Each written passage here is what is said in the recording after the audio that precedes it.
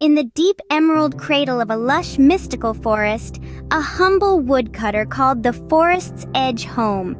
He lived in a sturdy little cottage that he had built from the forest's own timber.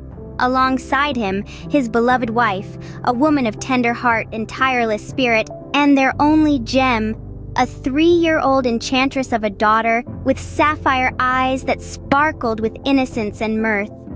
Their life was as simple and unornamented as the wooden bowls they ate from, their wealth amounting to less than that of a church mouse. Their daily bread, once a warm, comforting certainty, had now turned into a mere faded memory. Each day seemed to bring with it a heightened struggle to feed their little one, the task growing more daunting with every sunrise, their predicament casting a shadow over the joy their child brought them. Just as the first rays of sunlight pierced through the dense canopies, the woodcutter would venture into the heart of the forest. His only companions were the echo of his axe breaking rhythmically against the sturdy trunks, and the whispering trees, their leaves rustling in the wind like soft murmurs. The dense foliage was his workplace, the scent of fresh timber, his solace. On one such fateful morning, heavy with worry and the weight of despair, as he was wrestling with a particularly stubborn timber, a vision of pure elegance emerged before him, a breathtaking woman. Her height rivaled the tallest trees, and a radiant crown of sparkling stars adorned her head, illuminating the surrounding woodlands with otherworldly light. She spoke with a voice as melodious as the morning lark, revealing, "I am the Virgin Mary, Mother of the Jesus. I see the burden of desperation in your heart. Entrust your precious child to me. I shall be her guardian, her mother, and her guide."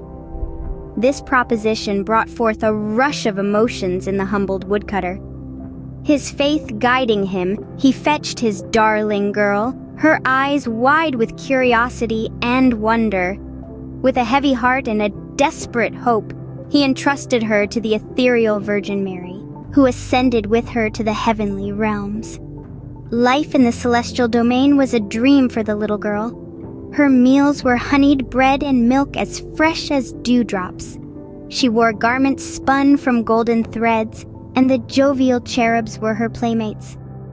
When she blossomed into her 14th year, the Virgin Mary, with an air of great solemnity, entrusted her with an enormous responsibility. "Beloved child," she said, "I'm about to embark on a voyage. I leave in your care these keys to the 13 celestial gates of heaven. You may unlock 12 of these gates and marvel at the glory within, but the 13th door, to which this miniature key belongs, is strictly off limits. Do not succumb to curiosity, for disobedience will only lead to sorrow." The young girl pledged obedience, and once the Virgin Mary departed, she found herself a curious explorer in the kingdom of heaven. Each day, a new gate welcomed her, leading to an apostle who sat amid a brilliant aura. With each revelation, joy bubbled within her, mirrored by the merry cherubs who accompanied her on her adventure. As the final tree in sight, a desperate need took hold of his spirit, pulling him towards the magnificent tree. He turned towards his fellow woodcutters, offering them a deal. "I won't chop the entire tree, nor will I take it for myself. I only aim to take a small piece of it, to allow us a decent meal." The woodcutters drew back, exclaiming, "That's a sin. The nature spirits have strictly forbidden it. It may lead you down a path of ruin." He offered no response to their caution, but his desperation did not wane. Instead, it prodded him relentlessly, making him restless. When the woodcutters were away, an opportunity presented itself. "I'm completely alone. No one would know if I just take a small piece," he thought. He found his axe, and with a trembling hand, he lifted it to strike, hitting the bark. The tree's glow intensified, revealing the heavenly tree of heaven, bathed in divine moonlight. He stood there, transfixed, taking in the sight. Overcome by desperation, he placed his hand on the tree, which turned golden instantly. Fear seized him. He quickly pulled his hand back and ran, but the fear followed, his heart thumping vigorously. His best attempts, the golden hue on his hand was unshakable. When the nature spirits returned, they demanded the tree to be left untouched. As he showed his empty hands, the spirits looked into his eyes, questioning, "Did you dare to harm the sacred tree of heaven?" "No," he denied. The spirits touched the woodcutter's wildly beating heart and saw through his lie. They asked again, "Are you certain, didn't?" "No," he repeated. Spotting the golden hand, the spirits were certain of his sin. They asked a third time, "Have you really not done it?" "No," he answered yet again. The spirits condemned, "You have only violated our command, but you've also lied. You're no longer fit to wander in this forest." In the enthralling third chapter, the tale takes a dramatic turn. The young maiden, overwhelmed by a deep exhaustion that was more than mere sleep, spiraled down into a slumber as profound as death itself. This was not an ordinary repose, but felt more like an adventurous journey into the misty realms beyond reality. Yet upon her awakening, her surroundings were anything but familiar or heavenly. She found herself in a stark wilderness, a desolate terrain that stretched endlessly on earth. When she attempted to call for help, her voice cowered, trapped deep within her throat, unable to pierce through the haunting silence of the barren landscape. Gathering what courage she could, she hoisted herself onto her feet, her mind set on fleeing from this eerie place. However, her attempts were thwarted by a malevolent, insurmountable thicket of thorns that seemed to have sprung from the very roots of the wilderness, determined to confine her. In the middle of this desolate prison stood an ancient tree, a hollow relic of what once was teeming life. This tree eventually became her sanctuary and makeshift home.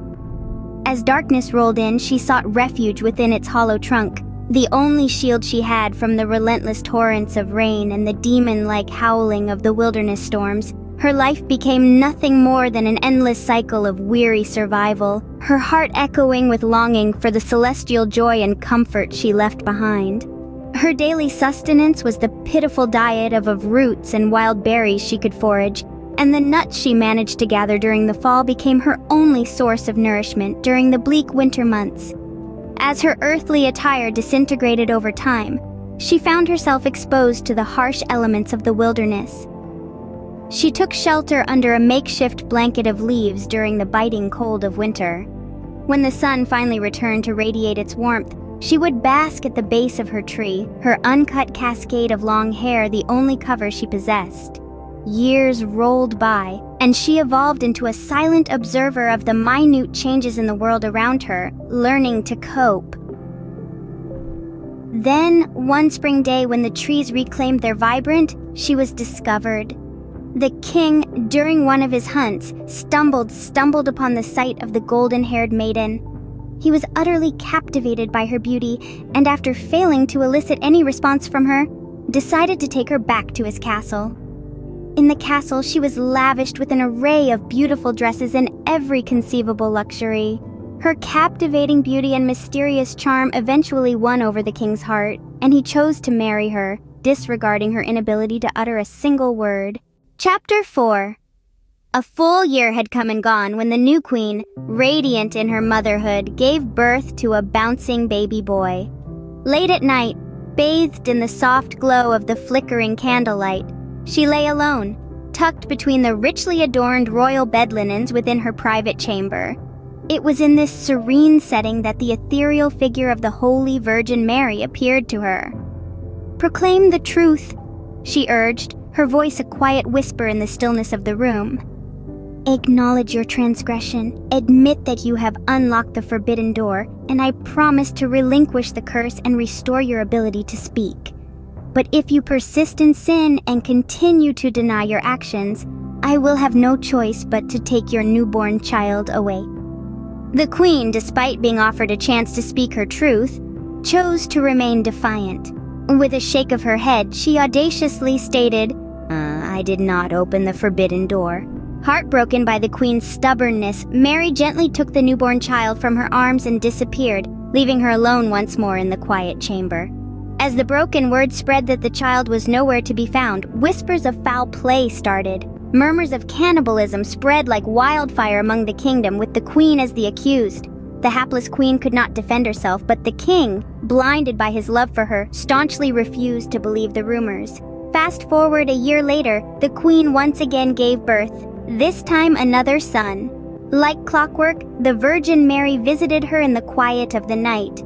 Confess your sin, admit that you unlocked the forbidden door, and I'll return your firstborn to you, your tongue free. If you persist in sin, your newborn will accompany me as well, she warned. Yet the queen stood her ground.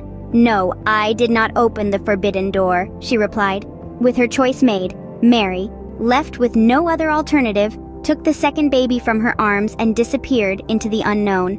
With the shock of the second child's disappearance, the people's accusations grew louder and more frenzied. The king's advisors started talks of a trial, but the king, overwhelmed with his love for his queen, forbade any such discussions. As another year passed, the queen gave a gorgeous little princess. The Virgin Mary, consistent in her visits, appeared to her for the third time. This time, she extended an invitation to the queen. Come with me. Mary led the queen to the heavenly realm, where her two oldest children were seen, happily playing with a shimmering globe. Overcome with joy at the sight, the queen listened as Mary asked, "Is your heart still hardened? If you confess that you opened the forbidden door, your sons will be returned to you."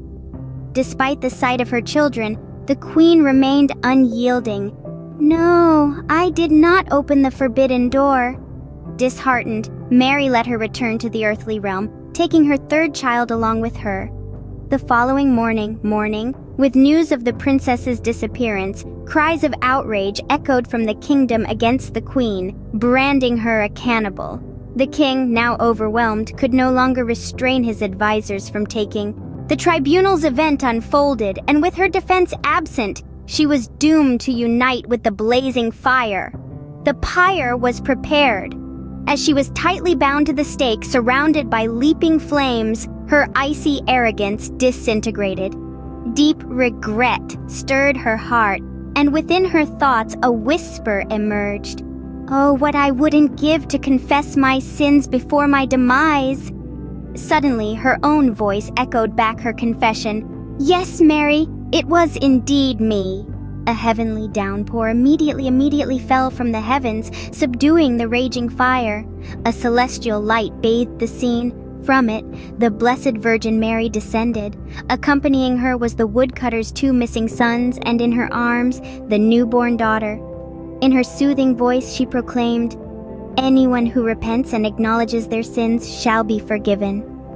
With these words, she returned the three children, unlocked her voice, and blessed her with a life filled with happiness. The woodcutter's family was reunited, and they lived a life filled with joy, having learned the power of confession, repentance, and absolution.